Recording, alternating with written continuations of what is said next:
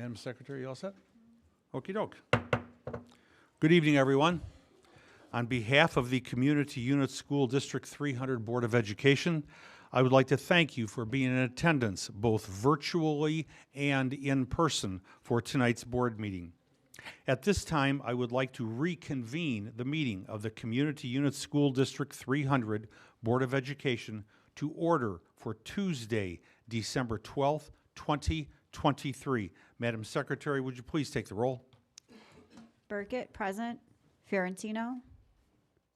Gauthier. Present. McKindy. Scarpino. Present.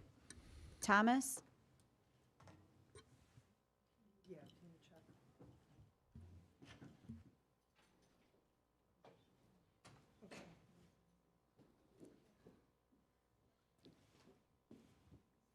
We have a board member who's doing this remotely, and so we're trying to get the phone squared away. That's what's going on. Thomas. Okay, Okay. good. Zettler. Present. You have 5 board members present. Thank you. Dr. Harkin. Yes, I would like to introduce Dr. Angela Ranke, principal of Sleepy Hollow School, to help us lead the Pledge of Allegiance with her students.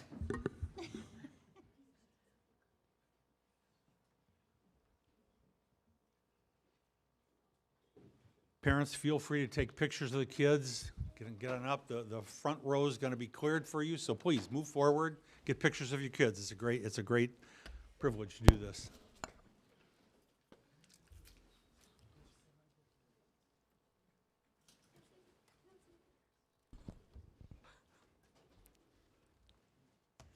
You look good, kids. Good job. Good job. Good job.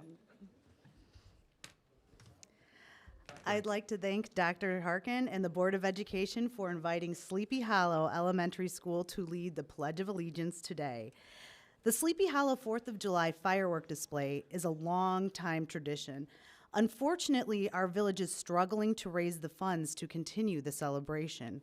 The students leading us in the Pledge of Allegiance today applied their learning to raise over $7,000 for our Sleepy Hollow Village Service Club to help fund the 2024 fireworks display.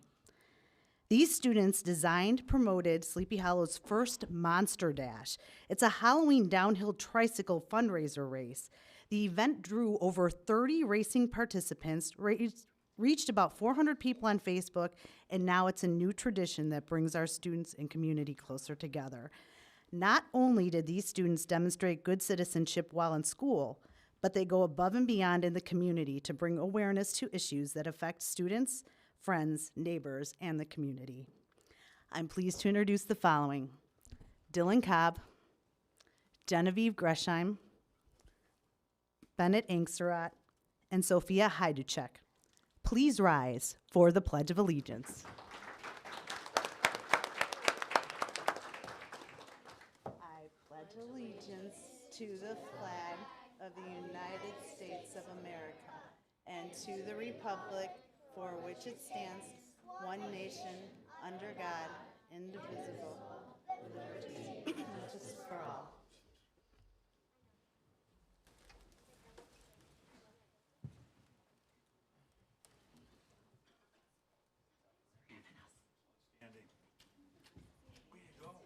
Congratulations to you.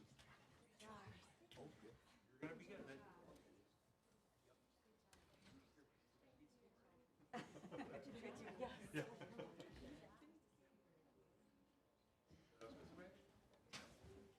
Parents, congratulations to your kids. Outstanding, outstanding.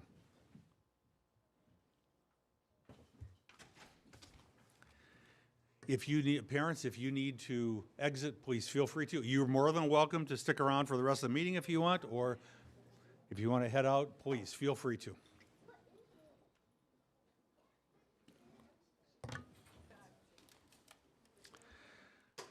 We are on item number 5, the approval of the agenda. We have an amendment to the agenda. We are removing item number 6. May I have a motion to approve the agenda as amended? So moved. Madam Secretary, would you please take the roll? Zettler. Gauthier. Aye. Scarpino. Aye. Burkett, aye. Thomas. Aye. Motion passes 5-0. Thank you. Our next item, item 7, recognition. Dr. Harkin. Yes, next I'd like to introduce to the podium Tommy, right? Sorry. Sorry about that. Tommy Parisi, our Director of PE, Health, Drivers Education, and Athletics, to provide our recognition for our fall sports programs. Yes, that's what it says. 2023 IHSA, you can read. State qualifiers for high school fall sports. Good evening, Dr. Harkin, Board of Education. It's always an exciting time when I get to come up and celebrate some amazing athletes that we've had. We've had another successful fall season with a crop of athletes who qualified for state competition and made it to the state finals. This year, we'll start with Hampshire High School. In front of us today, right now, I'm sorry, I got my piece of paper mixed up, just like Dr. Harkin there. We have Seth Gilly. Seth was our all-state golfer for Hampshire High School. A note from Coach Bauer. Seth had a record-breaking junior golf season. Not only did he leave his mark as an individual, he also helped the team achieve great success. Individually, Seth won the Boulder Ridge Invitational and the Jayhawk Invitational. He and his team also went on to win the Fox Valley Conference and IHSA Regional, and then advanced to the sectional tournament. At the sectional, Seth shot a 72 to advance to the IHSA state tournament. At the state tournament, Seth represented Hampshire brilliantly in some very difficult weather conditions. Congratulations, Seth Gilly, on an outstanding golf season.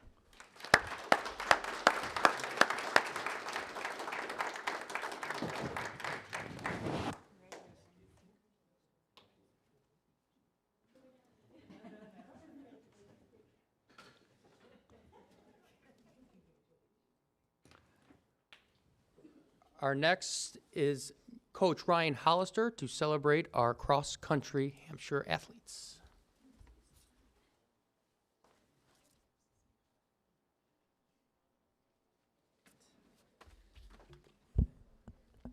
Good evening. I'm Ryan Hollister. I'm the head cross-country coach at Hampshire High School. With me is my assistant coach, Rachel Hollister. And we are here to honor Hudson Simonik, the young lady awkwardly standing in front of you today. Hudson is a dedicated, determined, and focused student athlete.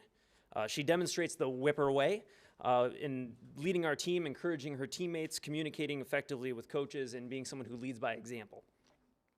This season, Hudson was a varsity medalist at the Kane County Invite, Sycamore Invite, First to the Finish Invite, Sterling Rock River Run, the Richmond-Burton Corn Maze Race, the Fox Valley Conference Championship, and the Regional Championship. She was a varsity champion at the Harlem Invite, Caneland Invite, Matt Walter Invite, and the D300 Championship. Hudson finished 15th at the sectional championship, qualifying for state, individually as a junior. Her best time this season is a 17:54, which makes her only the second girl in school history to break 18 minutes in the 3-mile. I'll let you do the math there. I mean, she's running every mile under 6 minutes, back to back to back. Layman's term, she's very fast. Hudson is also a state qualifier on the track team as a member of the 4x800 meter relay. Hudson is truly a student athlete. She has earned straight A's throughout her whole high school career, and she challenges herself academically by taking honors level classes. She somehow manages to balance all this with the responsibility in work and babysitting. She is an upstanding young woman who represents our team well and makes my job easier. I look forward to seeing her future accomplishments and talking about her as she stands here next season. Congratulations, Hudson.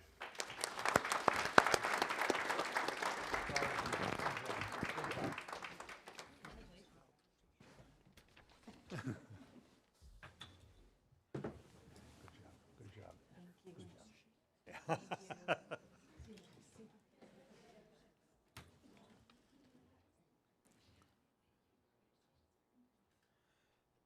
This year, our swim team, girls swim team, was a co-op, which means it had representation from Dundee Crown, Hampshire, and Jacobs High School. Tonight we have Rebecca Zubla to celebrate some amazing girls swimmers.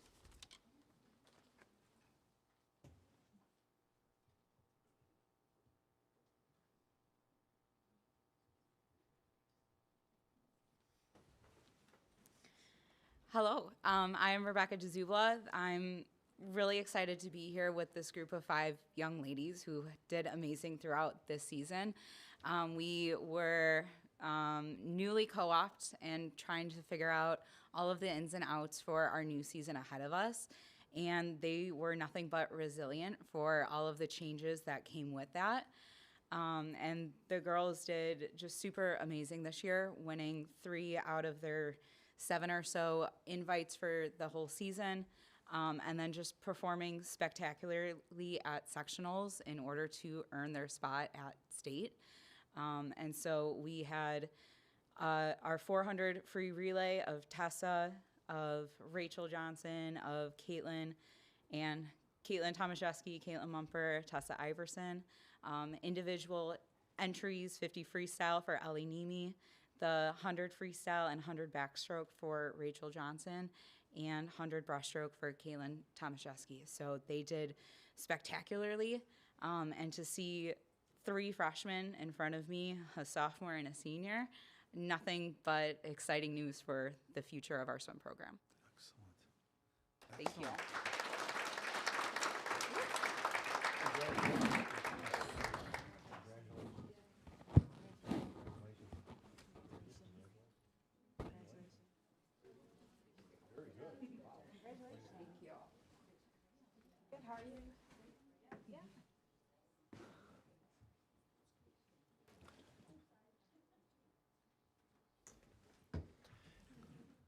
Next up, I would like to introduce assistant cross-country coach for Jacobs, Caleb Pinev.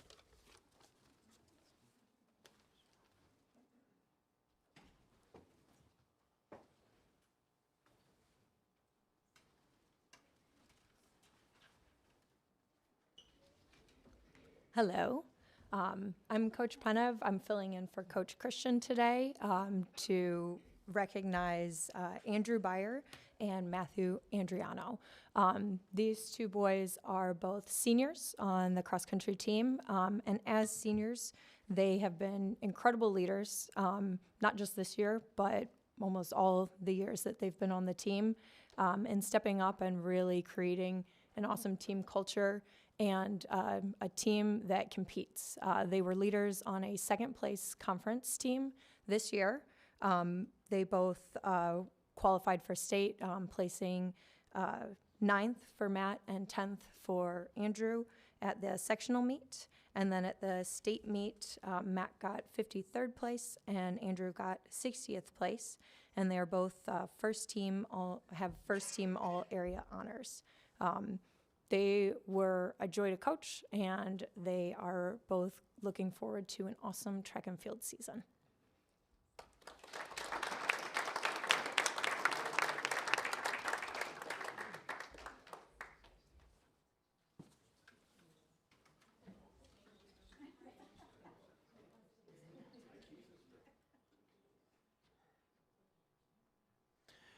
Next up from Jacobs, we have our boys varsity football, which is coached by Brian Zimmerman.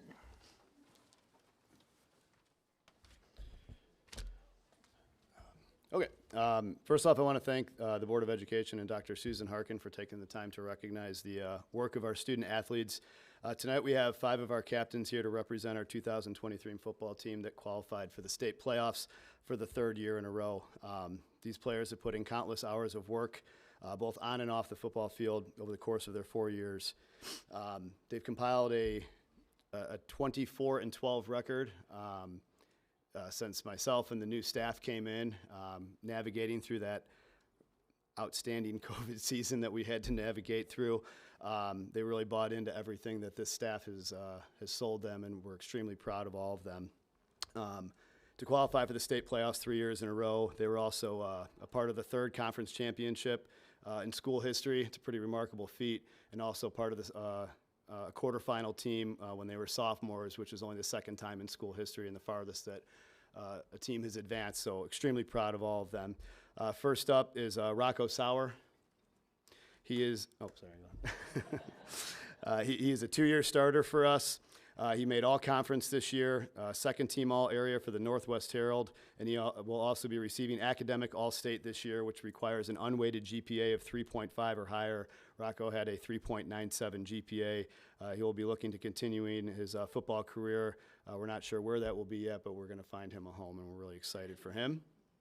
Okay.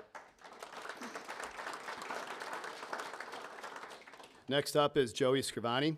He is a 4-year starter, a 3-time all-conference player, and a 3-time second-team all-area player. Joey's in the midst of figuring out where he's going to play right now. We're hoping it's looking like it's going to be Illinois State, which is a huge accomplishment.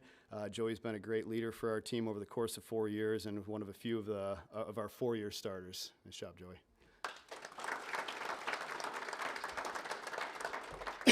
Excuse me. Next up is Matt Shannon.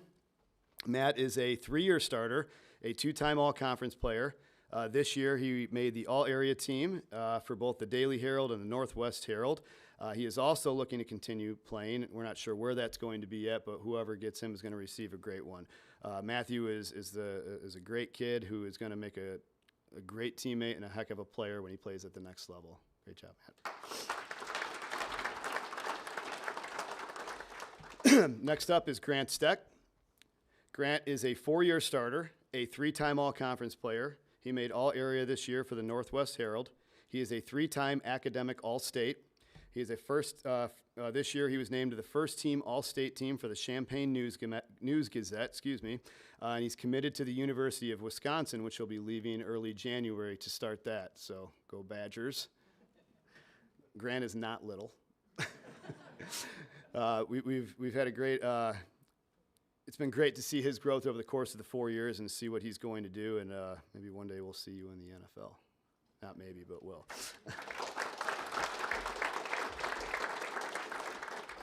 And last but not least is Paulie Rudolph. Paulie is a 4-year starter. He is a 3-time all-conference player, a 2-time all-area for the Northwest Herald. This year, he was named to the Illinois High School Football Coaches Association Honorable Mention All-State. I'm a little biased and thought he should have been a first team, but outstanding player. He was also a special mention for the Champaign News Gazette. The Champaign News Gazette and the Illinois High School Football Coaches Association are the only 2 all-state organizations that the state recognizes as all-state. So he was named to both of those, which is a huge accomplishment. He was also selected to play in the East-West Shrine Game, which we just found out yesterday, and he's committed to play at the University of Wisconsin-Platteville. Great job, Paul. So it's been an honor to coach all 5 of you. We're missing one individual who couldn't make it tonight, and that's Joe Ironia. Joe's another captain who is the ultimate team player for us, so we're also looking forward to see where Joe's future takes us as well. So thank you, everybody. There you go.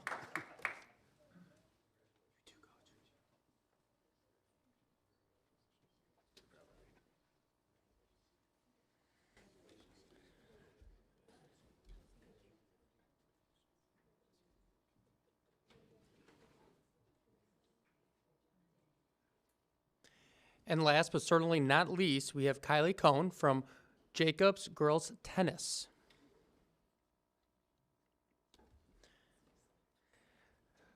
Coach Betts was not able to be here tonight, but he did send me a message that he would like to have read on Kylie's behalf. Tonight, I'd like to present Kylie Cohn, who recently wrapped up her junior season in what is becoming one of the greatest athletic careers of any player in the history of our program. After having qualified for both the state singles tournament as both a freshman and a sophomore, Kylie capped off a Fox Valley Conference championship run at first singles with her 3rd trip to the state tournament, this time in doubles with partner Sarah Casey. In every way, Kylie has epitomized the ideals of competitive excellence, compassion, humility, and integrity that we stress. She's a leader and supporter in our program and sets the standards every day. For her incredible effort this season, Kylie was recently named the 2023 Northwest Herald Girls Tennis Player of the Year. This honor couldn't have gone to a more fitting young woman of character. Please join me in acknowledging Miss Kylie Cohn.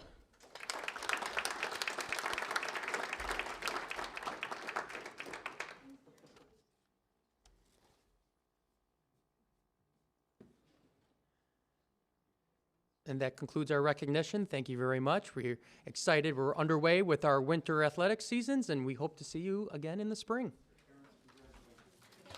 Congratulations, parents.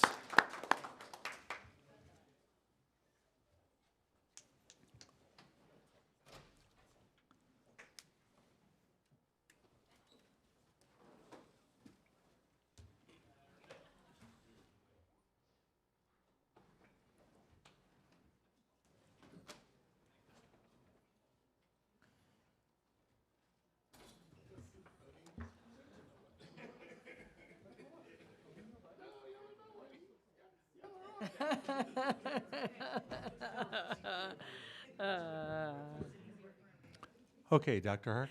Yes, I'd like to have Catherine, Katie Kiefer come forward. So as we had discussed with the board previously, while we are sad to see Mr. Harry's come back to the district office and leave Perry Elementary School, and I know that's a very hard challenge. We were very fortunate to find our next Perry Elementary School principal. So tonight, I am excited to introduce Miss Catherine, they're very formal here tonight, Kiefer, as the new principal of Perry Elementary School. Miss Kiefer, who grew up in Elgin, is joining us from Houston, Texas, where she began her career in education in 2010 as a fifth grade teacher. In 2015, she started her administrative career as an assistant principal. And in January 2017, she was promoted to principal. Since then, Ms. Kiefer served as an elementary principal in the Houston Independent School District. As a Title I school leader, Ms. Kiefer led her school to ensure consistent, accelerated student growth.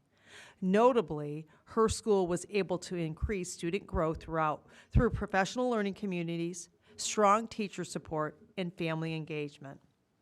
Under her leadership, the school improved from a D- rating to a B+ rating. Ms. Kiefer has an undergraduate degree from Augustana College and a master's in educational leadership from University of St. Thomas. When not working to support teaching and learning, she enjoys spending time with her family. Please join me and give me a warm welcome to Miss Catherine Kiefer as the new principal of Perry Elementary School.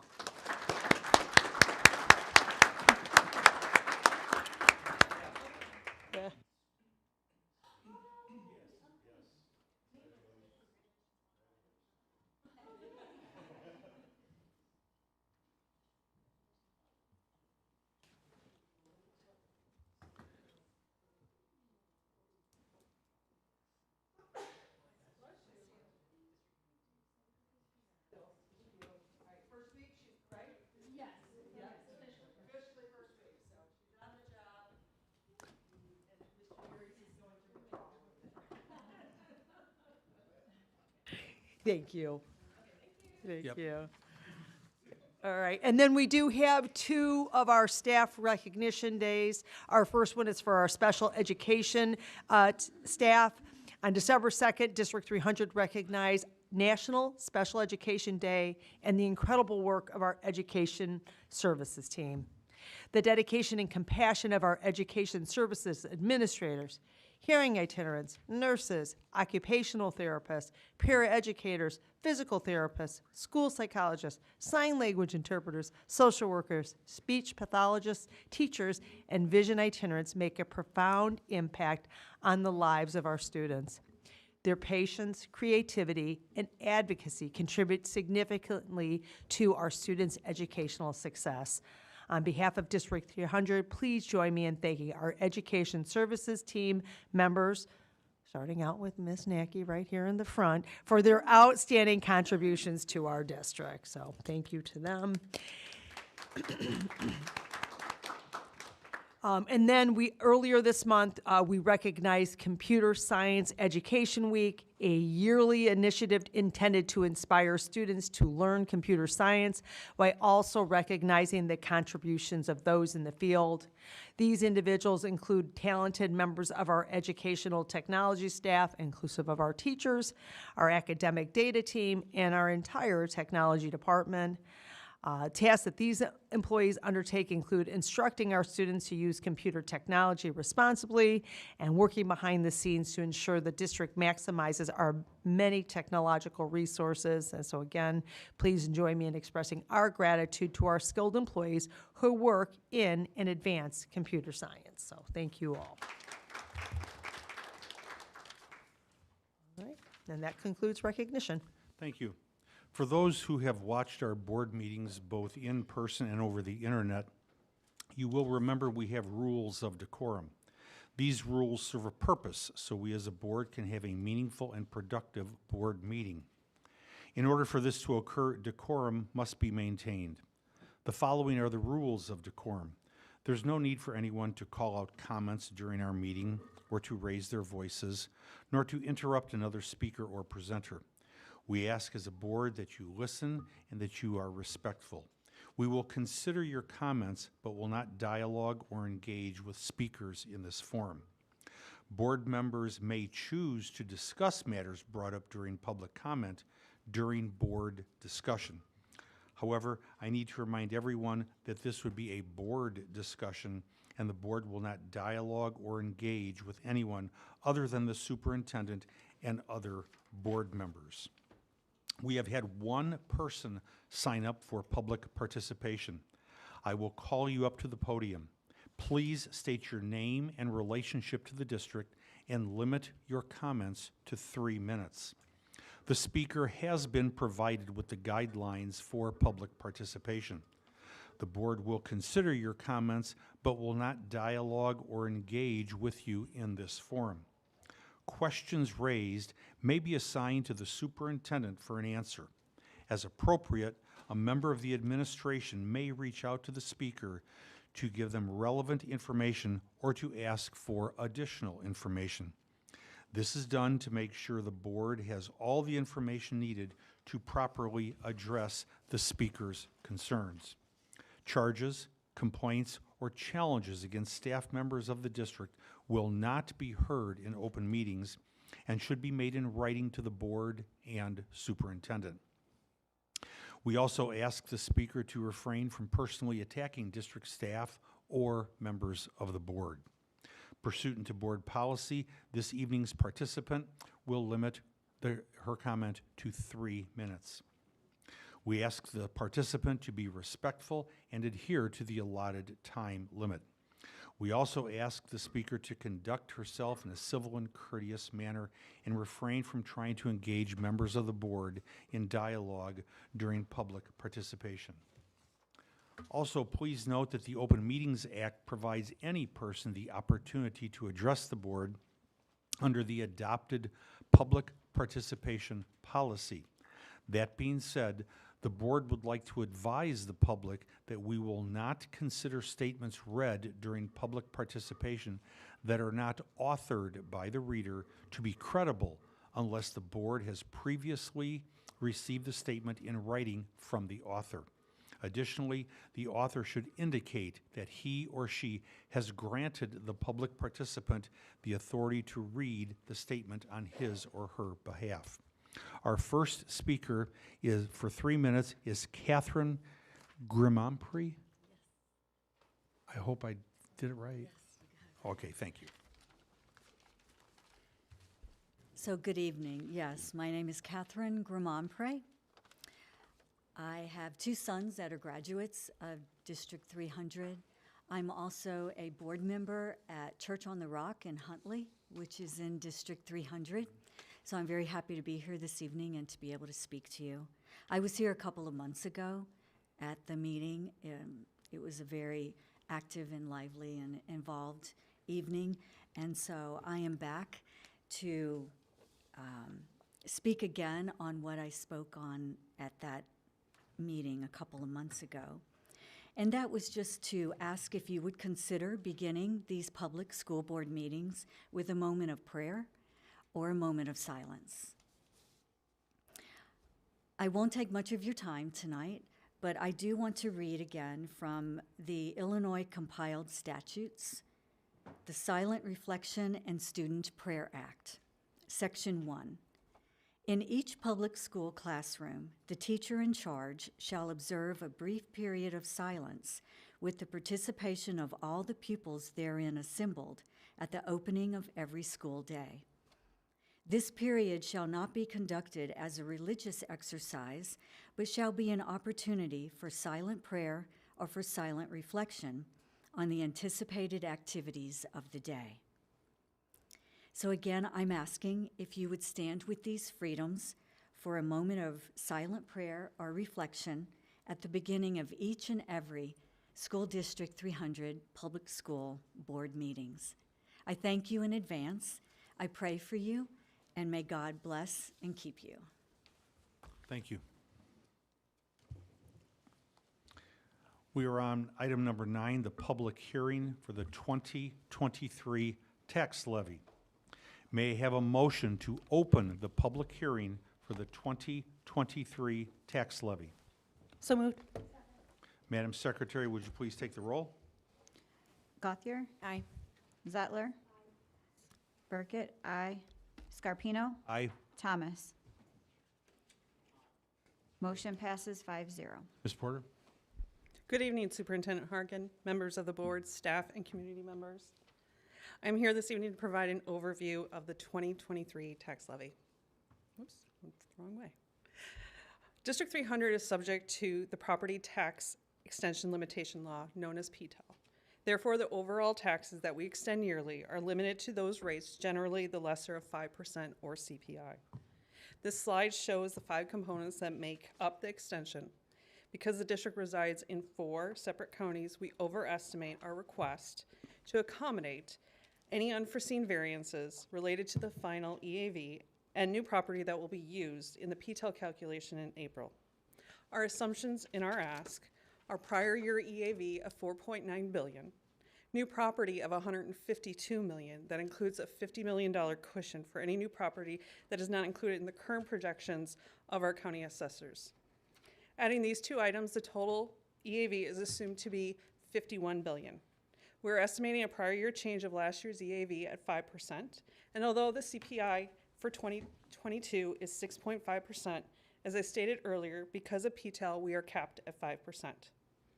The far right column shows what we are projecting, utilizing the information we have as of today, what we believe the actual numbers will be, and what it will look like to local taxpayers. The only thing we see really as changing is the assumptions, is the new property coming on the tax rolls, with a reduction of $152 million to $102 million for that $50 million cushion that I spoke about previously. So with our ask, which again is an overestimated amount, we'd go from $234 million in levy year 2022 for our total extension to $267 million for levy year 2023. If you look at the overall tax rate, you will see that increases from 5.14 to 5.23 in this scenario. Again, in our ask, we want to overestimate our levy to capture any new dollars associated with any additional EAV that might come onto the books. Because if we don't claim that property, we will never get the opportunity to get that property tax revenue back for the district. Due to state statutes, there are maximum rates that we are limited to. For example, in the special education fund, the max rate is 0.80, which is highlighted in purple. In the middle column under the ask, the calculated rate in the ask is 0.8799. However, because of the max rate, the county clerk's office will ensure that we only receive the max of 0.80. When we do the calculation with the expected EAV of $102 million, the district expects to collect $250 million for levy year 2023. The overall tax rate is expected to drop from 5.14 to 5.10. Again, with the estimates from the counties, the rate looks to decrease by 4 cents. And you will see that in this scenario, we are limited to the max rates that are established, not to the ask rates, which are in purple. Data provided by the Kane County Supervisor of Assessors indicated that the average assessed valuation of homes within District 300 boundaries is $268,000. In this slide, we show the difference for a homeowner with an established home value of $268 for tax year 2022. For a home that was valued at $268,000 in 2022 and sees a 5% increase in their assessed value for tax year 23, their projected district tax rate would reduce, again, from 5.15 to 5.11. However, the District's 300 taxes would increase by $89 as a result of the increased assessed value of 5% of their home. The district doesn't have control over assessed valuations. For the same home that was valued at $268,000 in 2022 and sees no increase in the value of their home for levy year 2023, their projected District 300 tax rate would reduce, again, from 5.15 to 5.11, and their District 300 taxes would decrease by $139. Again, these figures are based on preliminary information we have as of today and include the established homestead exemption of $8,000. The actual tax rates will not be known until April or May. This is a historical chart of the last 10 years of the district's tax levy information. As you can see, the lowest CPI in the last 10 years was in 2016 at 0.7%, and the highest previous was in 2022 at 7%. As a reminder, because we are a PTEL district, we're limited to the lesser of 5% or CPI from the preceding year. The district's EAV was at its lowest point in 2014 due to the recession when home valuations declined. After 2014, the EAV has steadily increased up to $4.6 billion in levy year 2022. In levy year 2021, new property was at its highest due to the Sears facility coming onto the tax rolls. The district's tax rate has continued to decrease since 2015, which has been good for all taxpayers. As we look at the timeline, in November, the tentative levy presentation was presented at both the Operations Committee meeting and at the November 14th board meeting. Both of those meetings are available to view via the district's Board of Education video archive page. At the November 14th meeting, the board approved the tentative levy resolution and authorized the district to post the required legal ad and notifying the public of tonight's hearing. As a requirement of the Truth in Taxation hearing is that the district must disclose the board's current cash reserve balance of all funds held by the district related to its operational levy and any obligations secured by those funds. Such details are available in the October Treasurer's Report included in tonight's board packet.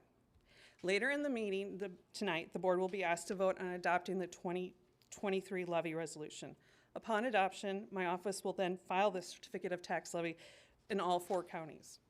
Again, in April, the county clerk's office will finalize the tax rates, and in May, we expect the district will begin to receive property tax dollars associated with this levy. I thank you for your time and the discussion through this levy process this year, and please let me know if you have any questions. Board members, any questions at all? Yes. I just had a comment. Thank you for adjusting the assessed value and contacting the supervisor to get that. And I hope we could just do that as part of our process moving forward. I have put that in my process moving forward. Great, just so we keep it, Yep. you know, as a true representation of what Absolutely. taxpayers can expect. I'm going to piggyback on what you just said. Please go to slide 20. And then can you just refresh everyone and read that where the 2 stars are at the very bottom? And this is just what Christine was talking about, please. Give me 1 second to put my That's readers okay. on. That's okay. For tax year 2023, counties. No. Oh, The the 2 2 stars stars, at the I'm very sorry. bottom, 268,000. 268,000 is the average assessed value for homes in District 300 boundaries within Kane County. The source is Kane County Supervisor of Assessments. Thank you very much. Okay. All right, we will be voting on the approval of the 2023 tax levy later in the meeting under roll call items. We have not had anyone sign up, but is there anyone who wishes to speak regarding the 2023 tax levy? Is there anyone who wishes to speak regarding the 2023 tax levy? May I have a motion to close the public hearing for the 2023 tax levy? So moved. Second. Madam Secretary, would you please take the roll? Zettler? Aye. Gothier? Present. Aye, sorry. Scarpino? Aye. Thomas? Aye. Burkett? Aye. Motion passes 5-0. Thank you. Item number 10, board announcements, good news. Board members? Okay. So, parents and guardians are invited to take District 300 Effective Communication Survey. I'm excited about this one. Parents and guardians are invited to participate in the District 300 Effective Communication Survey. Those in the audience tonight will have received a flyer with a QR code that will take them directly to the online survey, while others can participate via www.d300.org/communication survey. The survey is being conducted by Hanover Research and should take approximately 10 minutes to complete. I took it, it was like 8 to 10 minutes. Respondents will be asked to answer questions about how they prefer to receive communication from District 300 and its schools. Feedback gathered will be used to help the district ensure future communications are aligned with parent preferences and expectations. The deadline for completing the survey is Friday, December 22nd. District 300 receives ISBE approval for 2 college and career pathway endorsements. The Illinois State Board of Education, or ISBE, recently approved District 300's first 2 college and career pathway endorsements. Approvals are for the Finance and Business Services Entrepreneurship Pathway Program and Human and Public Services Elementary and Secondary Education Pathway Program. To earn these endorsements, students must complete an individualized education plan, a career-focused instructional sequence that includes early college credit and a variety of work-based learning experiences, as well as show reading and math readiness at the college level. Completed endorsements will appear on high school diplomas and transcripts demonstrating that students have developed skills applicable to the related field or career. District 300 would like to congratulate the teachers of these programs, as well as our Director of CTE Pathways and College and Career Readiness, Joe Siskowski, and our new College and Career Readiness Coordinator, Ben Owen, for the work that went toward earning these 2 endorsement approvals. Mr. Siskowski noted there is no way we could have finished these applications this fall without Ben leading the submission process in collaboration with the teachers of these programs. Ben's background and connections with ISBE related to this work, along with the expert knowledge of our instructors, has been instrumental in getting these 2 endorsements approved. As a personal note, I continue to be excited and impressed by what Mr. Siskowski and his team are doing with regards to our CTE department, and seems like every day it's getting better and better, so congratulations. Hampshire and Jacobs High Schools make AP School Honor Roll. Hampshire and Jacobs High Schools each recently received a new AP School Honor Roll distinction bestowed by College Board. According to College Board, the AP School Honor Roll recognizes schools whose AP programs are delivering results for students while broadening access. Out of 15,150 eligible schools, only 30% earned a place on the 2023 AP School Honor Roll. The honor that Hampshire and Jacobs received was amplified with an AP Access Award, which denotes that the 2 schools demonstrate a clear and effective commitment to equitable access to advanced coursework. District 300 congratulates Hampshire and Jacobs High Schools for making the new AP School Honor Roll. District 300 assists with 66 district diaper drive. District 300 recently served as a drop site for a diaper drive hosted by 66 District State Representative Suzanne Ness. Representative Ness thanks District 300 for assisting with the drive, noting that the highest number of donations were collected from the district location. In total, more than 5,000 diapers and 2,500 wipes were collected as part of the diaper drive. District 300 thanks all of its employees who contributed to the 66 district collection effort. Dr. Harkins, Superintendent's Report. Yes, now that we have Mr. Harry's back in this central office, we thought it would be a good time to have him provide an update to the board on work that he has completed to date, and then work that we will be planning to focus on in the near term and as we continue to move district equity in our district. So welcome back, Mr. Harries. Good evening, Board of Education, Superintendent Harkin, our D300 parents. I'm going to steal Sydney Osborne to join me since she was holding down my role. And I'm going to talk, but I always love to give her a FaceTime. I was here in front of you a month ago as the principal of Perry, and I want to use that as an opportunity to thank the community of Perry. It literally was my privilege and pleasure. There's some wonderful community, wonderful students there. So I wanted to steal that opportunity to thank them for allowing me into their home.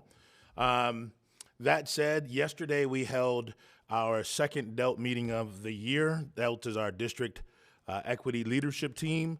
And so it was kind of a kickoff for me in order to kind of refocus and recenter our work now that I am back in my role, so we can drive our work forward.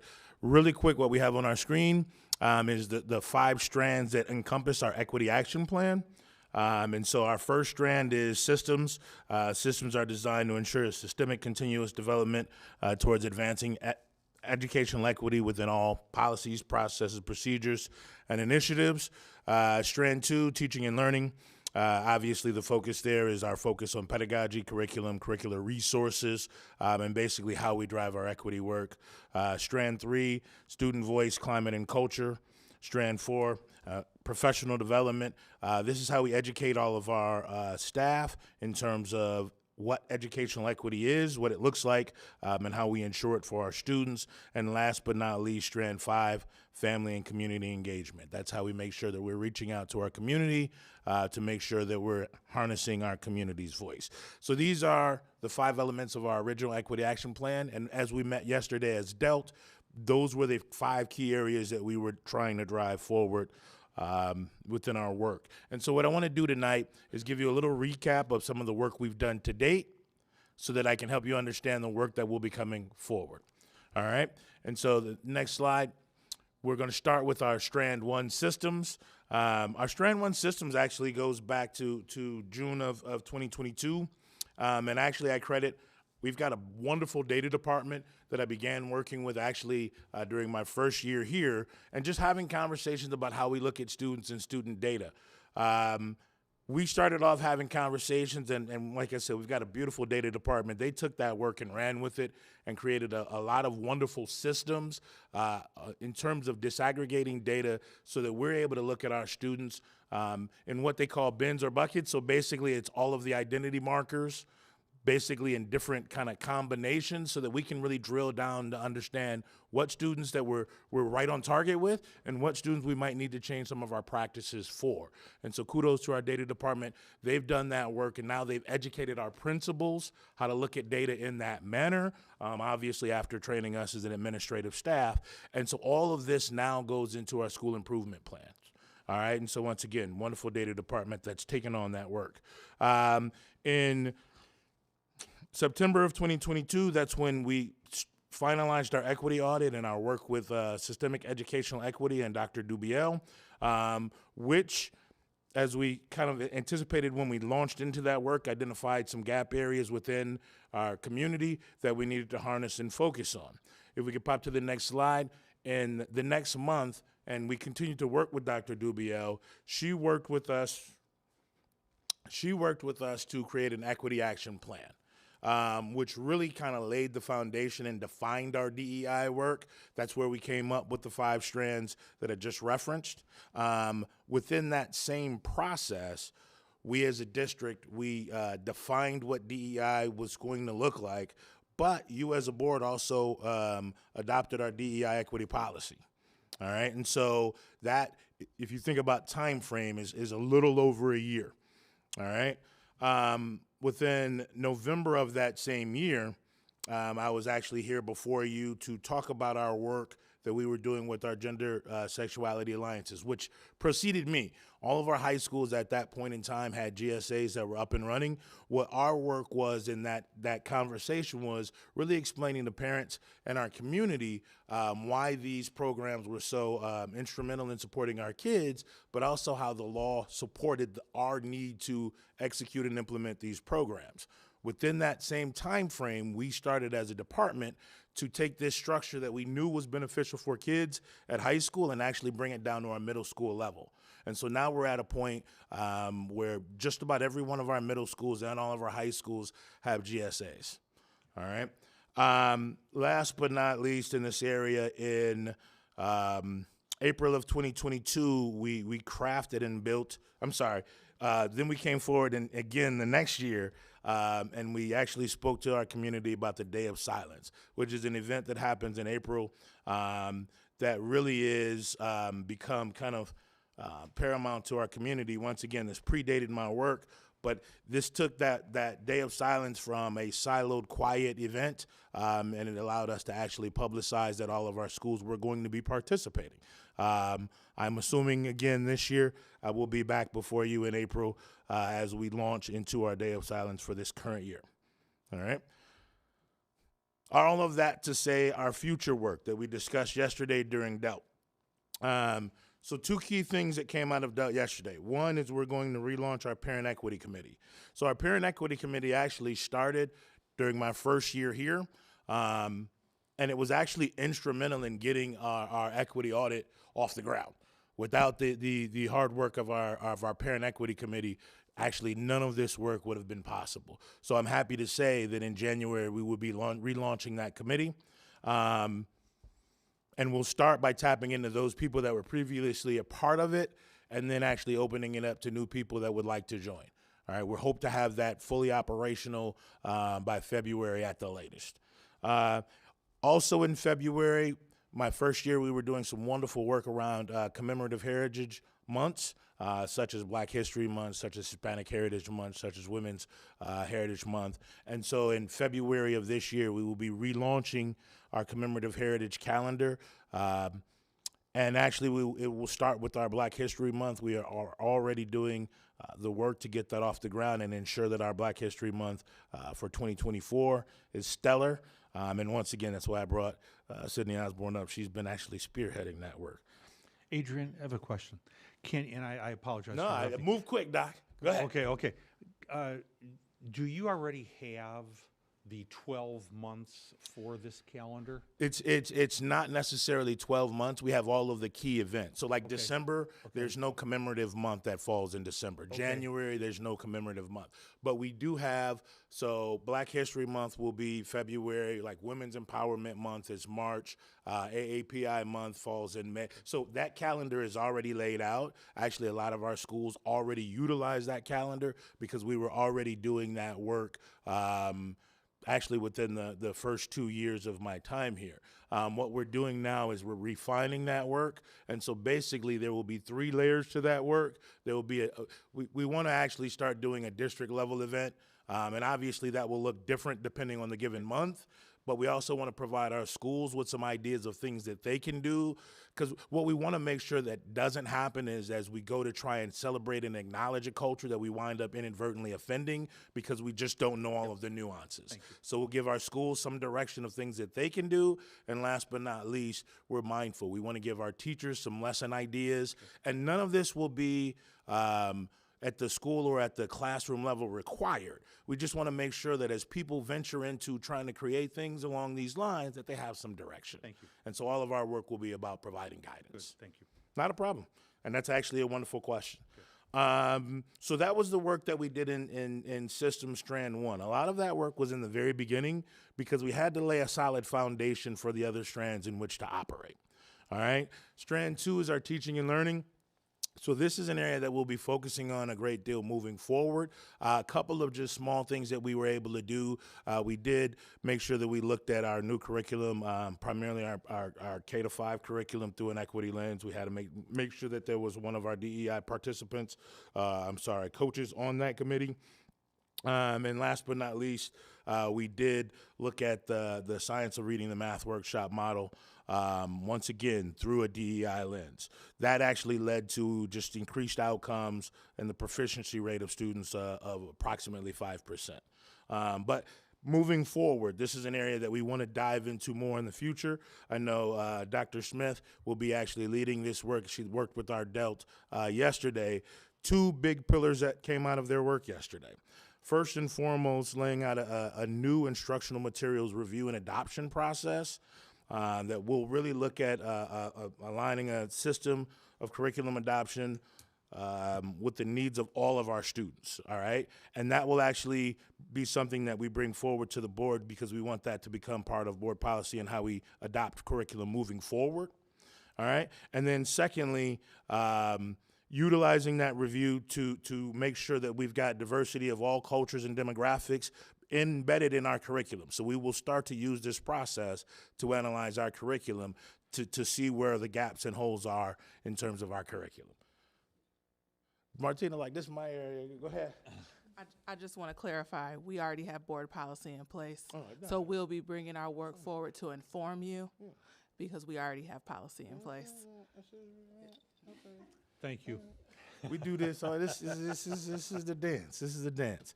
So that'll be work that we do moving forward. All right.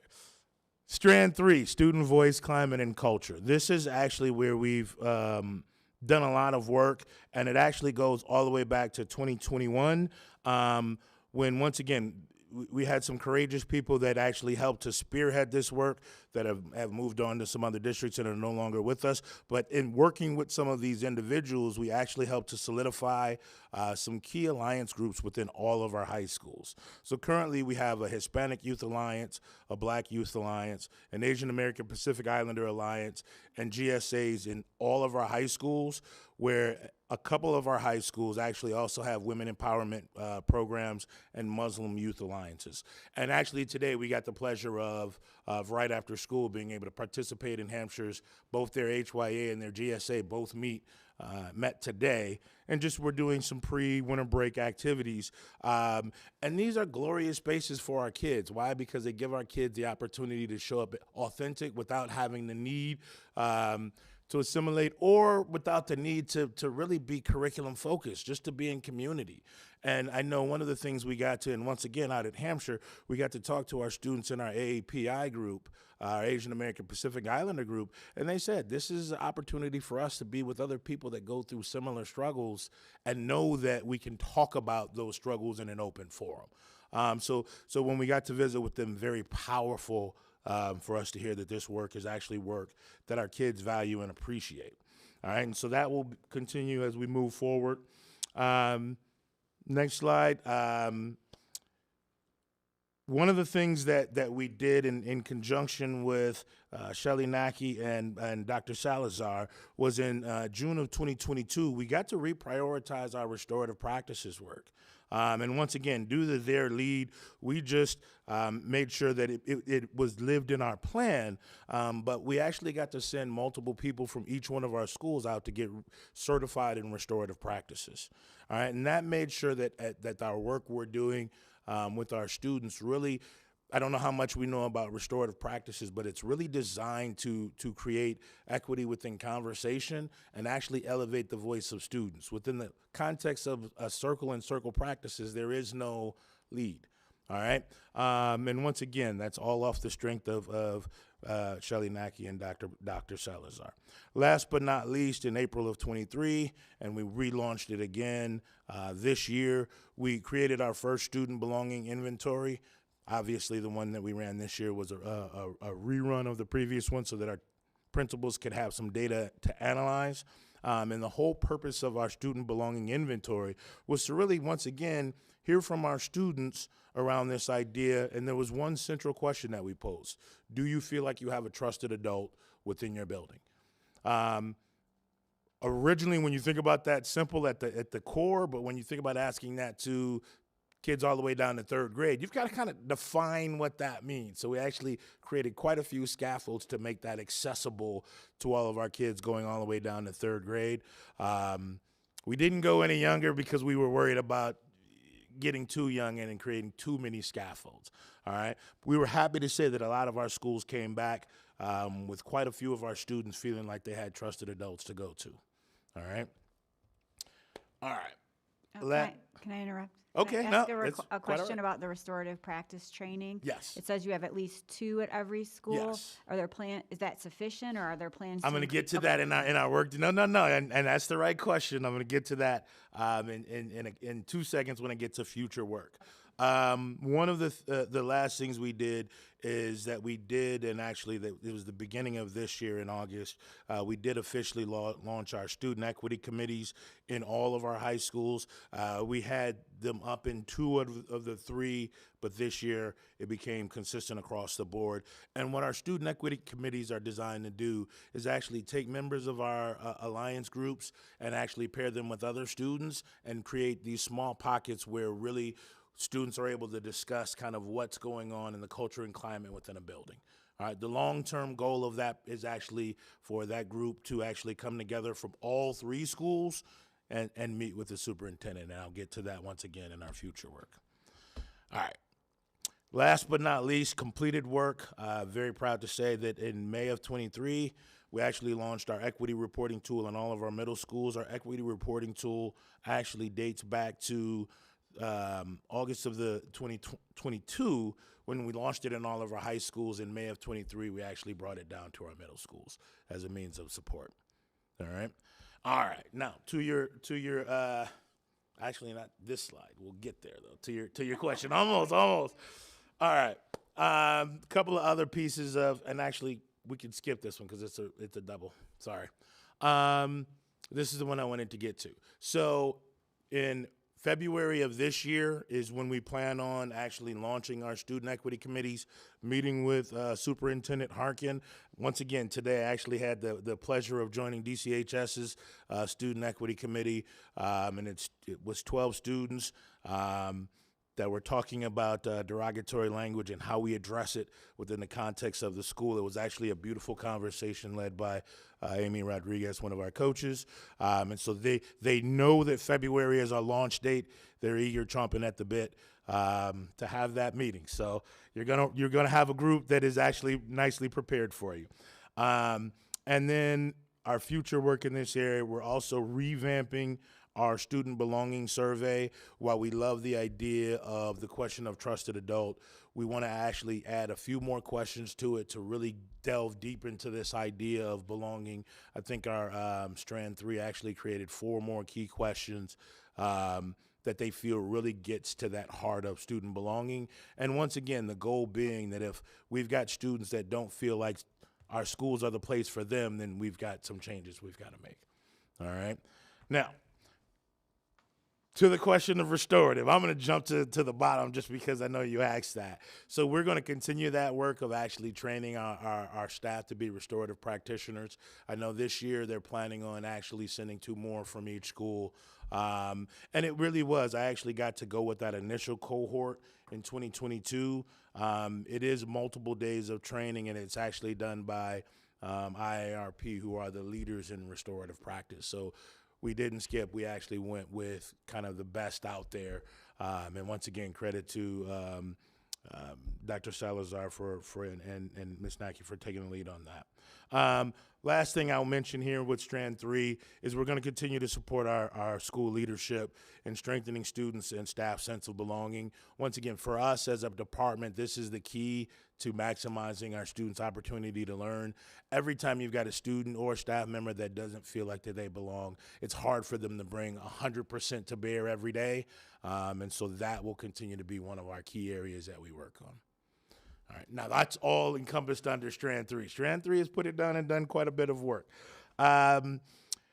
Really quick, to get into Strand 4, our professional learning, and I don't want to skip on our PD strand. I'm very proud of the work that they've done as well. Started in February of 2022 when we launched our first self-awareness training. Our first self-awareness training, and we call it our foundational training, was really all about helping our staff understand their culture and them bringing their culture into the classroom and understanding where some of that culture has derived from. And so our key work there was we actually, as a department, trained our principals because we wanted to make sure our principals had a prominent role within this work. So we trained our principals so that they could go out and train their staff. And then it took us a number of months to ensure that we hit all of our staff. We were a very large district, so there was a lot of staff. So we just kind of kept running PDs to make sure that we hit all of our individuals. Fast forward to April of 23. Our DEI department actually created a video, and I give them all the credit in the world. I was not going to be involved in that, but where they made sure that our staff was aware of all of the resources that we offer as a DEI department. Just because some of that can get lost in that work in our DEI department. They did a wonderful job. They didn't want me in it, so it was smart of them. At the beginning of this year, August, we actually launched our second foundational training. This particular foundational training was all around helping our staff to understand that all of our students have their own culture that they bring into the classroom, and it's really trying to find that meld between the teacher's culture and the student's culture, but we also provided them with some tools that they can use to really delve into the student's culture deeper and figure out how to better utilize that culture as a teaching tool. The more you can actually harness an individual's culture, the more you can tap into the way that they consume information. And so that was foundation number 2. And as we get to future work, we'll lay out when Foundation 3 will take place. And all the while that core work was being done, we've provided a number of professional developments as a function of our D300U, at Ed to Ed.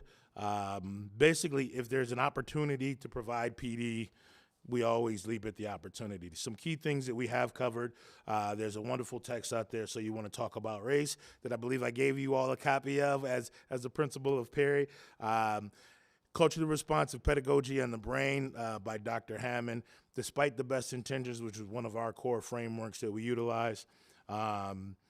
We've done PD, and once again, those are just book studies. We've also done PD on microaggressions, addressing derogatory language, cultivating belonging for LGBTQ students, which is actually one that we just actually finished running in a couple of our communities. One of the ones that we've consistently run, and I believe we're going on cohort 6, is SEED, which stands for Seeking Educational Equity Through Diversity. It's probably our most longest running program, and it encompasses basically 10 sessions. Conversations on race, conversations on sexual orientation. We actually have conversations on disability, which we're launching relatively soon. So we've kept busy when it comes to professional development. Future work, we didn't want to put too much on here. In February of 24, we will be launching our 3rd foundational training, and I'm excited. I love these, but we'll be launching foundation number 3, and then it becomes how do we, because also DELT yesterday, they worked on a plan to bring anybody that comes into our organization up to speed. If you can imagine, that's 3 PDs that they will have missed, so they had to kind of create some plans for how do we kind of onboard new staff moving forward. All right, so they're doing a great job. Last but not least, one more strand to cover. And once again, work that we are very proud of. Our Strand 5 Family and Community as agency, work that we've completed. In my beginning of my 2nd year, I got a chance to work with Everline, who's one of our staff members, to launch our African American Parent Advisory Committee, which is now in its 3rd year. And once again, the focus of that was to provide a space for our African American parents to be able to just commune about their experience moving through our district and any support that they might need. At that time and at that same period, we had to relaunch our Bilingual Parent Advisory Committee. At that time, we were in a shift when it came to our bilingual department. Happy to say that I know Dr. Almendovar took that over shortly after arriving, but we wanted to just kind of hold down the spot in that interim in terms of change. And I know David Rojas, who's worked with Dr. Almendovar, now runs that program. In 2022, we launched our LGBTQ plus support group, which is actually a closed program designed to provide support for any of our community members that are part of the LGBT community or parents of students who are part of the LGBTQ plus community. And the focus of that was to really create a safe space for them, our parents, to be able to kind of talk about their experience or the experience of either themselves or their themselves as a parent. And so Sydney runs that. It's a very well attended program. As an offshoot of that, we also created in January of 23, our LGBTQ plus learning space.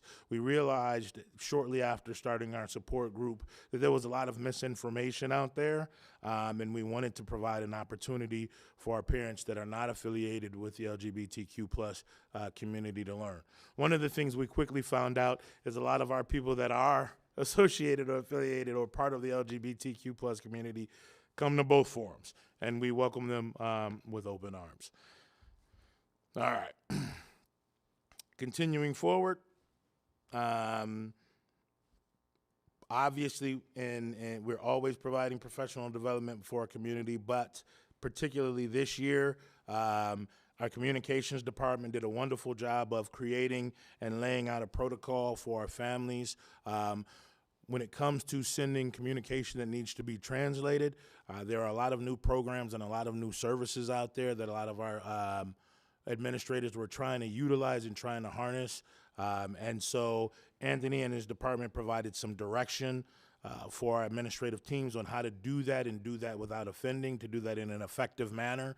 And so now we always make sure that if we use a Google Translate or any other digital program, that we make our families aware. That way, if there's any small errors, they're understanding as to where those come from. Last but not least, most recently, the communications department, Strand, and the department sent out a survey because we're really trying to make sure that we're communicating with our families in a manner that goes along with the way they like to receive communication, so that we're not missing the boat. We send home a lot, and if we're not sending it home in a manner that our parents can consume it, then our fear is we're sending home information that they can't activate or utilize. All right. Moving forward, and I believe that's a duplicate. Yeah. All right. So that just kind of encompasses actually a lot of the future work that was discussed at DELT. We felt like it was beneficial for you also to understand some of the work that went behind getting to this point. Very happy and proud of not only our DEI department, but those people that come to DELT. DELT is now 40 people, and it continues to grow as we find new people that we feel might be beneficial. All right. That's a lot. Questions? Thank you. Board members, any questions? I know that's a lot. I have a couple. Fire. So when you talk about the people that are going to be trained in restorative, is that any group, like, is that all teachers or admin or a combination? I believe the first run, we really were looking at admin. I believe the next run, it can be a combination. But at the core, I know, and I don't want to speak for Dr. Salazar, who's not here, the key is finding people that really are passionate about restorative. But part of it's a train the trainer approach, though, right? So while only 2 people may have been trained, the expectation is They go out that and train their they're building. training other people in their building. I don't know if that answers your question. Is that something that's already started? Yes. So a summer ago, when we had the first training, that's the expectation. start, So yeah. right. So it isn't that just only 2 people know. The expectation is the buildings now then use it to train their own staff. Okay, so if you're talking about, I'm just trying to get an idea of, what I know what the purpose of restorative is, but I'm just making sure that there are people that are really qualified to perform that. So if I'm somebody who's been trained in restorative to become a trainer, what happens to that person who's trained? Is there a certification? Do they have to do testing, things like that? I want to make a clarification, and then Shelley's going to come up to the mic. This is work that Shelley's department has led and started through professional development, and Adrian's work and that work are now coming together. Okay. So I'm going to have Shelley answer the question about who's trained and what that model has looked like, and then Adrian can add anything as it pertains to what he's presented today. Okay. So thank you. So yes, the 2 trainers in every building, that is the train the trainer model. So with the benefit of ARP funds through recovery, we were able to use funding to bring in for the past 2 summers. The first summer for Train the Trainers, we focused on administrators who could train within the building. Last year, we focused on lead members. So every building has at least 1 administrator and 1 lead member. We do have a couple buildings that did not have someone, but each training did consist of 50 people in each session. Those people are the trainers of restorative. So we're not always bringing someone in for that. Then for training, I don't know the exact number. I can definitely get you that exact number from Dr. Salazar of how many staff have been trained. So once the trainers come in, staff, there's 2 days of restorative training, day 1 and day 2. And to be restorative trained, you have to complete both days. We offer through D300 universities. After school, we offer that during in-service days, and we also offer a Saturday session just like we do with CPI for restorative, because some teachers don't want to be out of the classroom, so they would rather come in on a Saturday. And it's 2 Saturdays and that training is taking place. In addition, we also have a lot of buildings who incorporate in that training in their professional development time through their schedule of their in-service days. So even though it says 2 days, you can break those days up as long as you finish the requirements of the restorative practices. So I can say my guesses were well over 500 people who have been trained in day 1 and 2. It is generally at Ed to Ed, one of those sessions that is highly attended. And I see Cara shaking her head as well. And when we do offer the D300 universities, we're usually not canceling it because people don't sign up. We usually run all those sessions because we've hit the maximum. But I can definitely follow up with Dr. Salazar and get you that number of how many people have been trained in either day 1 or day 2 or both. So, and you don't have to take them back to back. So, But I think the question is what type of certification do they get? I think the quality of the training that's being provided, I thought that was that what you were asking? So the quality of training, in order to be a trainer of the trainers, you have to pass the why do I never get it? Thank you, IIRP. I never get I'm special ed, I should get the letters right? Too many. So that to become a trainer, you have to pass their very stringent rules to become a certified trainer. Then you have to offer so many trainings to remain certified in that. So when like Adrian, I'm not putting words in your mouth, but when you said 2 restoratives per school, you're talking about people who are trained to be trainers. Correct. Awesome. Correct. Okay, that's good. That's The more great. we can get trained to train, the more often we can use that and train more to be able to use the practices. Yeah, I think I believe in that process, and so I'm happy to hear that there are a lot more people out there in the district that are able to do that. Right. And all of our administrators, as they come in, so Perry will have to get trained. All of our administrators, it is a requirement that they are trained in the 2 days, and Dr. Salazar does that training generally in the summer as new administrators come on. So all of our administrators are trained in restorative practices. Awesome, that's great. Thank you so much, I appreciate that. And also, I'm really glad you're bringing back the DEI committee. I was a big proponent of that committee, and I think that you guys did a lot of really good work, so I'm happy that's coming back. Over the past, since we started all this, right, we've gotten a lot of pushback about DEI and what the purpose is and what the value is to the kids. Can you talk to us a little? You touched on it a little bit, but can you tell us more about how important DEI is to the academics portion of the school day? So if you look at some of the things that and they're strand titles, but they're really things that we believe in. At the core of DEI work is really about understanding student voice and student need. The more you are able to accommodate and address that in presenting, once again, if I'm a student and it's easier for me to get work in information in a digital form, the more you give me that, the better I'm going to do, because that flows with the way I learn. Conversely, the less you do that, the more you're going to turn me off, the more unmotivated I'm going to be. A lot of education really is about student motivation.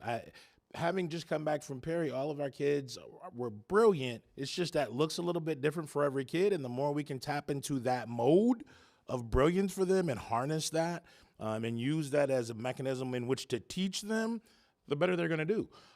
Because the more they're going to want to be there, the more they're going to trust us. And so to me, DEI work literally is the work. From the standpoint of it's really all about understanding students. One of the areas that we don't talk about enough in the work, like special education falls into DEI work.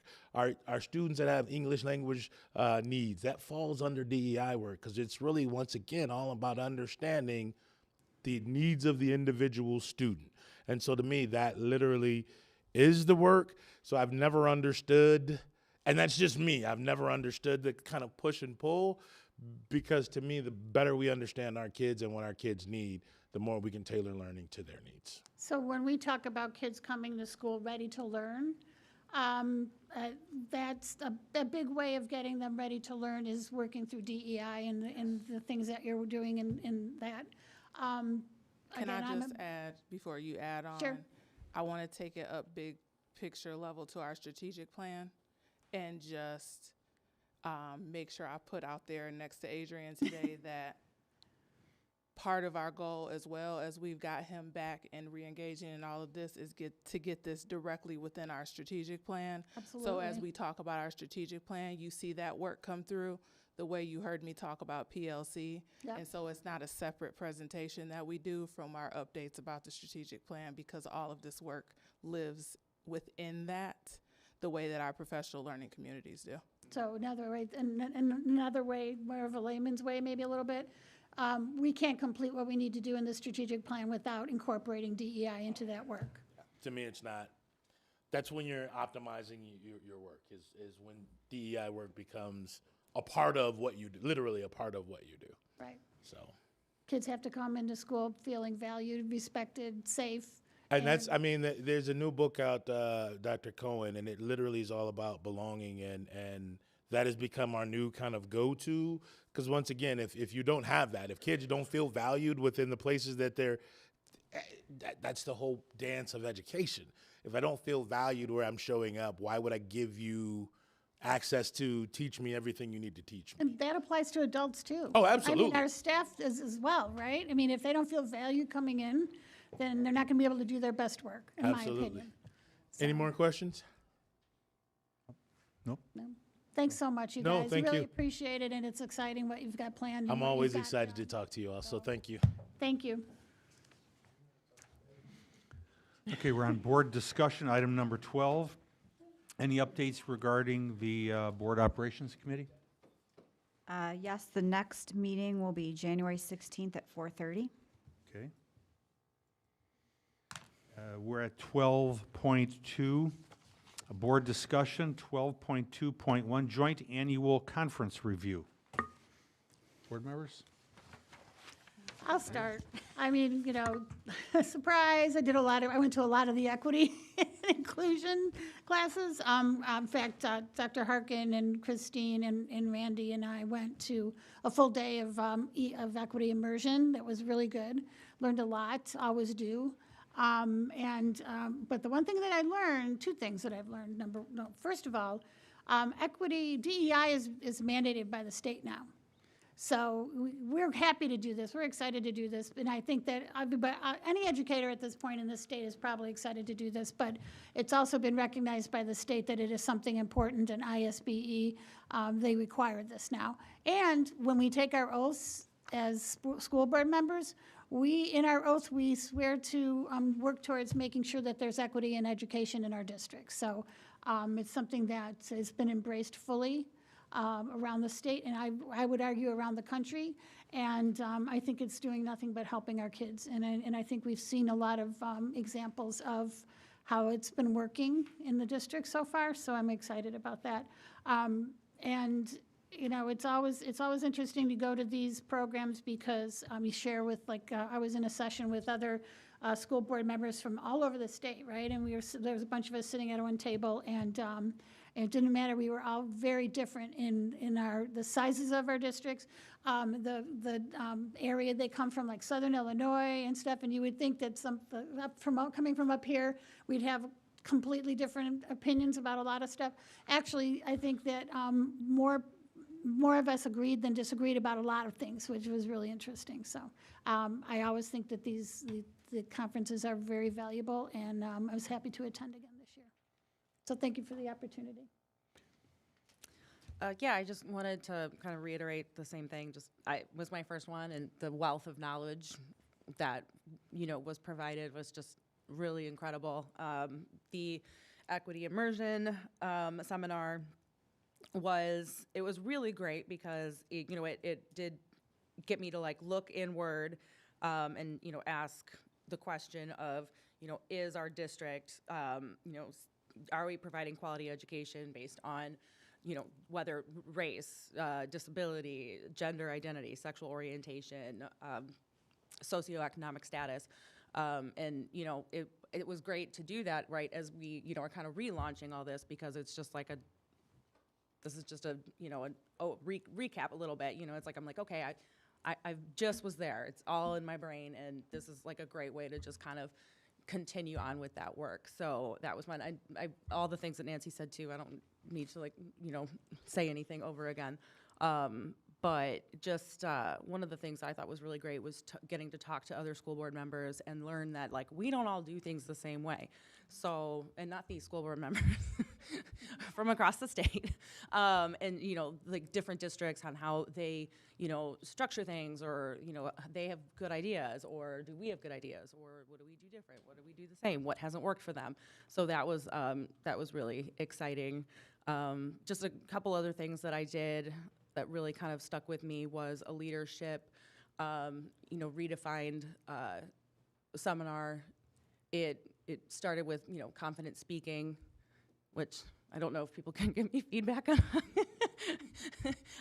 how to speak, and, you know, command attention, but just, you know, different tools and things to make yourself successful, and, you know, continue on with work, and then a safety, school safety one, about just, you know, reunification sites, and 2 different districts who came and spoke and gave ideas and did what their plan was, and they've done mock drills, big ones, and what worked, what didn't. So I thought that was really cool. It was a little heavy, but I thought it was really cool to be in there. So those were the things that really stuck with me. But I really appreciate being able to go, and it was also a really, really, really fun time. So it was great. Christine? Yeah, I also attended the equity immersion. I won't say too much. I'm just trying to find like one thing from my notes that's something different than what you all said. I think the one that probably resonated with what we've even been talking about today was just making sure that we have a good strategic plan that does incorporate, must be equity focused, and that has to be our North Star, and that we have to have accountability built into that. So I'll be looking at that, or when we look at, you know, our next iteration of the strategic plan, you know, trying to keep that lens on to make sure that's our North Star for this. The other session that I attended, that was another full day one I attended with Dr. Harkin, which was breaking down the walls, bringing student voice to the board table. So that was a whole session about the idea of possibly having student representation at the board level. I think that will require a bigger discussion with the whole board and both Dr. Harkin and Dr. Smith to kind of plan that out and see what it looks like. But the exciting news is I came back from the previous year's conference very excited about that idea, but people didn't quite know how to do it or do it well. And now we've had a few districts that have done it, and they shared all their information about the pitfalls, and I'd say more than pitfalls, though, they were all very excited about how well this could work. So that's something that I would hope as a board we can pursue, or at least talk about, and try and figure out how will that fit with our strategic plan. Is there time for it now? Is it something we must do later? But a lot of good resources there for kind of how to implement that. And it is now something that IASB has guidance on as well. So if we do decide to do it, I'm confident we'll have some better, we won't fumble through it. We'll have some good guidance of how to do it well. Well, and I think what's really cool is that we didn't just like stick together the whole time. We kind of split things up so that we could each bring knowledge back, and you're going to be knowledgeable about something, and you're going to be knowledgeable about something. And so I think we kind of purposefully did that. We made sure we didn't just like follow each other around all weekend. So, you know, that'll be really, really great to hear your thoughts on that in the future. Okay, we're on item 12.2.2, Board Equity Statement. As a background, the current equity statement is from February 23rd, 2021. And so this will be a discussion if any board members want to start the discussion on the equity statement. I have I see this statement from 2021 as a historical document, honestly. It was kind of our launch on a lot of this. And it was prompted by not only our decision to get involved in DEI, or at least more involved in DEI, but also some events that were occurring in the schools that we wanted to, that we highlighted to give as an explanation of why we thought it was important to do certain things and stuff. So I would argue that we should keep this one preserve it as a historical document. I would leave it up on the DEI page, and then maybe create a new one that we can amend it, at various times if we feel like we need to, or just incorporate what our feelings would be in our policy, because I think that might actually be something where it's relevant as far as what we end up doing, acting on, so. I mean, I would kind of agree with that. This is very, very long and wordy, and I know I went to read it, and I sort of was like, I think a smaller, more condensed one is definitely going to feel more statement-like, short, to the point, but gets everything across. Like, I like, there was one that, was shared with us, and I did like that one.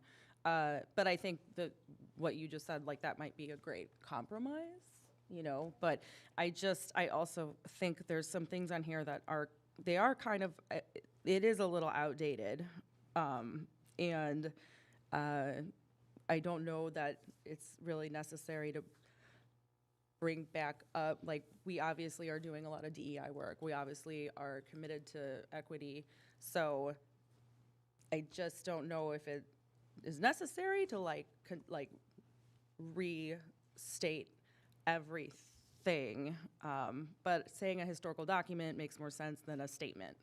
I think that out of respect, the kids that were involved in what was going on back then, I think they would probably appreciate us not stripping that out, because it's something I think that was acknowledging what work we had done or what we had in place at that point, and how it was actually working in that situation.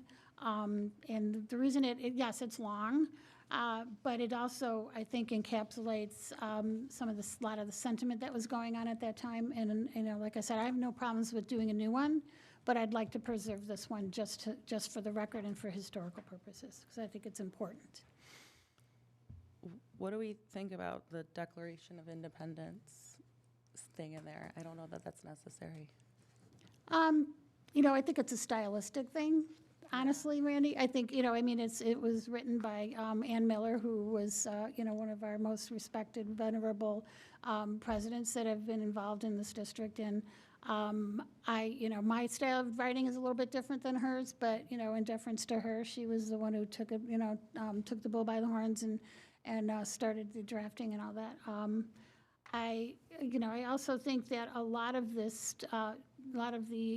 rights that we have and that apply to all of this, like, people's rights and personal privacy, things like that, and rights to be who they are and what they, be able to do what they want, and stuff that, honestly, a lot of the laws that we follow in this district and across the state are based in things that were created as part of the Constitution and, the Declaration of Independence and that entire historical thing. So that's why I'm saying I see this as a historical document, because it's written that way, but it's also encapsulating and freezing a period of time in our district where, we were handling things, I thought, to the best of our ability, and I thought we did a pretty good job about it. So I also would suggest that if we're going to make any major decisions, we should wait till we have a full board present so we could talk about this as a full board. Any other comments, board members? Yeah, I would just like to say I do like the idea of preserving that as a moment in time and the starting point, and then if we feel the need, when we can discuss as a whole about how to move forward, I'd prefer to do that. Wait till everyone, or at least more people are here. I was going to say, for clarification, just so because men are from Mars, women are from Venus. I just want to make sure I understand. Do you want the full board here, 7 members? Or are you saying, right now we have 4 and Emmanuel's on the line, so that's 5. What? I would like it to be the full board, but if Okay. that's not going to happen for extended number of No, meetings, I don't know. then, I don't know. you know, maybe we continue to discuss it if, say, two come back and one is gone. Like, Okay. we should at least hear everyone's voice on it. Okay. I don't, is there really a rush to get this done? I'd rather do it right than get it done quickly, you know what I mean? I don't think the terminology, a rush, we've been asked to do this. Correct. And so unfortunately, only 2 board members have contributed. That's it. And so I don't know how to get other board members to motivated, I'll say. So this thing could be, you know, put down for history, that's fine. And then what we'll do is for the January, because this is our last meeting in December, so January, we will put this on the agenda again. I don't know how many board members will be here, but we'll put it on, and hopefully there'll be more. And I will ask all board members to please contribute ahead of time so that I could send out whatever's been submitted, so at least it gives us an opportunity to review. I mean, right now, board members had the opportunity to review 2 proposals, and so we will try it again, and hopefully that will help. Okay? Sounds fair. So, Dr. Harkin, let's put that on next month's agenda, and hopefully we will get a little bit more movement on it, a little bit more participation. Anything else, board members? Okay, let's go to item number 13, consent items. As a note to those in attendance, both virtually and in person, some of these items have been vetted through the Board Operations Committee, which is why there may not be a need for new discussion. Do I have a motion to approve the consent items? So moved. Second. Madam Secretary, would you please take the roll? Zettler? Aye. Burkett? Aye. Thomas? Scarpino? Aye. Gauthier? Aye. Motion passes 5-0. Thank you. Item 14, roll call action items. I will read each item individually. 14.1, approval of customer service software agreement renewal. May I have a motion for the approval of the customer service software agreement? So moved. Second. Any discussion? Madam Secretary, would you please call the roll? Gauthier? Aye. Burkett? Aye. Scarpino? Aye. Zettler? Aye. Thomas? Aye. Motion passes 5-0. Thank you. 14.2, approval of district-wide MEP assessment contract. May I have a motion for the approval of the district-wide MEP assessment contract? So moved. Second. Any discussion? Madam Secretary, would you please call the roll? Zettler? Aye. Gauthier? Aye. Scarpino? Aye. Thomas? Aye. Burkett? Aye. Motion passes 5-0. Thank you. 14.3, approval of facility maintenance and supply bids. May I have a motion for the approval of the facility maintenance and supply bids extension? So moved. Second. Any discussion? Madam Secretary, would you please call the roll? Burkett? Aye. Zettler? Aye. Scarpino? Aye. Gauthier? Aye. Thomas? Aye. Motion passes 5-0. Thank you. 14.4, approval of roof work bid. May I have a motion for the approval of the roof work bid? So moved. Second. Any discussion? Madam Secretary, would you please call the roll? Zettler? Aye. Burkett? Aye. Thomas? Aye. Scarpino? Aye. Gauthier? Aye. Motion passes 5-0. Thank you. Item 14.5, approval of general liability workers' compensation insurance contract extension. May I have a motion for the approval of the general liability workers' compensation insurance contract extension? So moved. Second. Any discussion? Madam Secretary, would you please call the roll? Gauthier? Aye. Zettler? Aye. Thomas? Aye. Burkett? Aye. Scarpino? Aye. Motion passes 5-0. Thank you. Item 14.6, approval of instructional and office supplies contract extension. May I have a motion for the approval of the instructional and office supplies contract extension. So moved. Second. Any discussion? Madam Secretary, would you please call the roll? Zettler. Aye. Burkett. Aye. Gauthier. Aye. Scarpino. Aye. Thomas. Aye. Motion passes 5-0. Thank you. Item 14.7, acceptance of fiscal year 23 annual comprehensive financial report. May I have a motion for the acceptance of fiscal year 23 annual comprehensive financial report. So moved. Second. Any discussion? Madam Secretary, would you please call the roll? Gauthier. Aye. Zettler. Aye. Scarpino. Aye. Thomas. Aye. Burkett. Aye. Motion passes 5-0. Thank you. Item 14.8, approval of 2023 levy and resolutions. May I have a motion for the approval of the 2023 levy and resolutions. So moved. Second. Any discussion? Madam Secretary, would you please call the roll? Zettler. Aye. Gauthier. Aye. Thomas. Aye. Burkett. Aye. Scarpino. Aye. Motion passes 5-0. Thank you. Item 14.9, approval of the curriculum materials adoption. May I have a motion for the approval of curriculum materials adoption? So moved. Second. Any discussion? Madam Secretary, would you please call the roll? Zettler. Aye. Burkett. Aye. Thomas. Aye. Scarpino. Aye. Gauthier. Aye. Motion passes 5-0. Thank you. Item 14.10, approval of employee discipline case number 3. I'm going to be reading a resolution. Resolution of the Board of Education of Community Unit School District 300 authorizing suspension.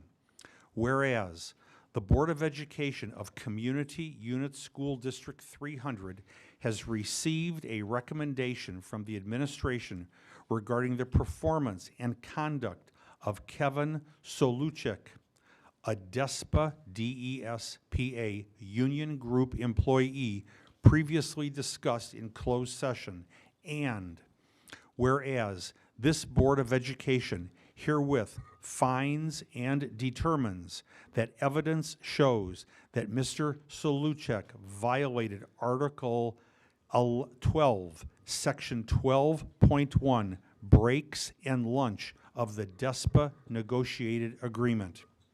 Whereas the Board of Education finds that the suspension of Mr. Soluchek is in the best interest of the district.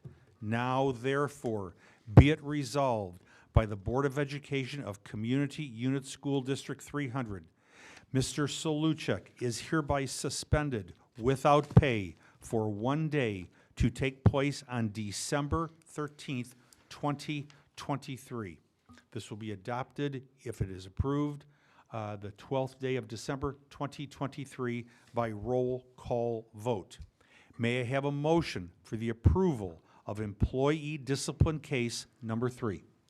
So moved. Second. Any discussion? Madam Secretary, would you please call the roll? Zettler. Aye. Gauthier. Aye. Burkett. Aye. Scarpino. Aye. Thomas. Aye. Motion passes 5-0. Thank you. Item 14.11, approval of the 2024-2025 school calendar revision. May I have a motion for the approval of the 2024-2025 school calendar revision? So moved. Second. Any discussion? Can we just make sure can we explain why we're doing this? Because I think people would be curious. Absolutely. You know, I was thinking the same thing, so I appreciate you asking that question. So what this represents is in compliance with new legislation, we have added a day off for the federal election. November what date? Tuesday, November 5th. November 5th. So we have added that as a day off to close all of our schools as required by the state. And then we've added a day at the end because we don't lose any instructional days. So this was just complying with that. So all of our schools will be closed. Some of them are polling places, which actually makes it very nice for us so that we don't have to worry about safety of our students and security. And then also just allowing everybody to be able to get out and vote and have that day off. So so that was the change. So great question. Sure, just wanted to make sure that the public knew, so, you know, I'm sure there'll be questions, so. Can I say that that is identified as the 2024 general election? And Okay. that's why that is included. That is the one particular date that is included. No other dates in the spring, just the fall date. Okay, thank you. Good question. We have had a motion, a second, and board discussion. Any other board discussion? Madam Secretary, would you please call the roll? Burkett, aye. Zettler, Aye. Thomas, Gothier, Aye. Scarpino. Aye. Motion passes 5-0. Thank you. Item number 15, closed session. Do I have a motion to go into closed session for the purpose of discussing, 1, the appointment, employment, compensation, discipline, performance, or dismissal of specific employees of the public body, 2, parentheses 1, number 2, litigation, 2, parentheses 11, and 3, security procedures, school building safety and security, and the use of personnel to respond to an actual, a threatened, or a reasonably potential danger to the safety of employees, students, staff, the public, or public property, 2, parentheses 8. Do I have a motion? So moved. Second. Madam Secretary, would you please take the roll? Zettler, Aye. Burkett, aye. Gothier, Aye. Scarpino, Aye. Thomas. Aye. Motion passes 5-0. Thank you.